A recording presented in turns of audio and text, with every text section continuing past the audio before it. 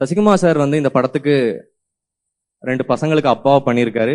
2 இல்ல 3 என்னையும் சேர்த்து. எனக்குமே சசி சார் வந்து ஒரு அப்பாவா தான் இருந்திருக்காரு. நிறைய இடத்துல எனக்கு விட்டு கொடுக்காம இன்டர்வியூஸ்ல கூட நான் ஏதாவது சொதப்பும் போது ஏதாச்சும் உளரும் போது என்னை காப்பாத்தி என்னை அதை அழகா கொண்டு போனது சசிகுமார் சார் தான். Thank you so much sir. இந்த படம் நான் உங்களை பத்தி எல்லா இன்டர்வியூஸ்லயும் பேசிட்டேன். உங்களை எனக்கு எவ்வளவு பிடிக்கும், இந்த படத்துக்கு நீங்க எவ்வளவு முக்கியமான ஒரு சொத்துன்றது நான் எல்லா இடத்துலயும் பேசிட்டேன். இந்த இடத்துல எனக்கு உங்களுக்கு சொல்ல வேண்டியது தேங்க்யூ மட்டும்தான். அடுத்து சிம்ரன் மேம். சிம்ரன் மேம் வந்து நான் திருச்சி ஆனுவல் டே ஸ்கூல்ல நான் பெர்ஃபார்ம் பண்ணும்போது எனக்கு சீஃப் கெஸ்டா வந்திருந்தாங்க.